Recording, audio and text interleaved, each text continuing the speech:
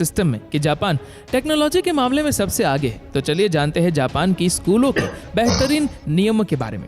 दोस्तों, जापान में स्कूल का टाइम सुबह 8:30 बजे से शुरू होता है और सभी को टाइम पर पहुंचना जरूरी होता है। अगर स्टूडेंट 5 मिनट लेट हो जाता है तो उसे 1 सप्ताह तक जल्दी आकर अपनी क्लास की साफ सफाई करनी पड़ती है और यही उसकी सजा होती है। साथ ही जापान के स्कूलों में जो भी चीज सिखाई जाती है वो हर चीज प्रैक्टिकल करके ही समझाई जाती है। यहाँ पर सभी बच्चे सभी चीजों को प्रैक्टिकल करके ही सीखते हैं, इसीलिए यहाँ के लोग सबसे ज्यादा इनोवेटिव माने जाते हैं।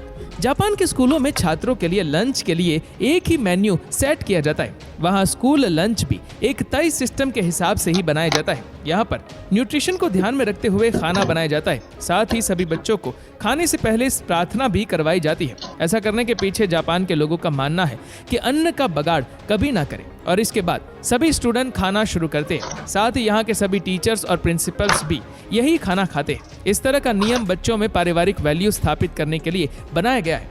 हैरान कर देने वाली बात तो ये है कि खाना खा लेने के बाद यहाँ के स्कूल को क्लीन करने के लिए कोई सफाई कर्मचारी नहीं होते, बल्कि स्कूल के सभी स्टूडेंट को मिलकर पूरे स्कूल की सफाई करनी होती है और स्कूल के सभी टीचर और प्रिंसिपल को भी ये सब करना पड़ता है। इसमें क्लास में झाड़ू लगाने से लेकर बाथरूम साफ करने तक सभी चीजों को साफ किया जाता है और इससे स्टूडेंट को साफ सफाई रखने की वैल्यू पता लगती है और यही काम को वही लोग अपना कर्म समझते हैं। साथ ही ऐसा इसलिए भी किया जाता है ताकि बच्चे बचपन से ही अपनी माँ के घर को साफ करवाने में मदद कर सके और साथ ही टीचर्स और प्रिंसिपल्स भी ये काम इसीलिए करते हैं ताकि बच्चों को ये दिखाया जा सके कि साफ सफाई करने में कोई छोटा या बड़ा नहीं होता। साफ सफाई करना छोटे से लेकर बड़ों तक सभी का फर्ज होता है। साथ में स्कूलों में बच्चों को ये भी सिखाया जाता है कि लोगों के साथ बातचीत कैसे करें, लोगों का मान सम्मान कैसे रखें और अपने भगवान को याद जरूर करें।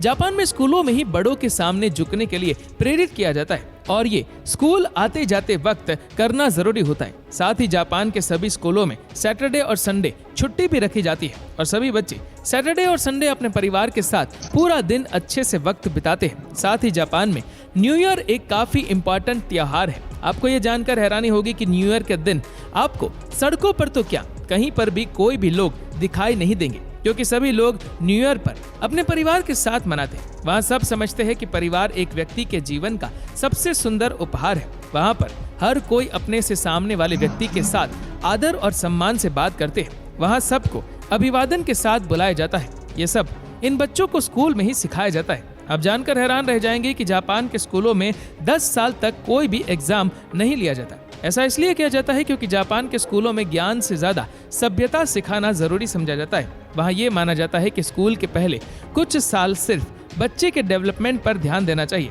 जिससे उसके अंदर अच्छे संस्कार डाले जा सके।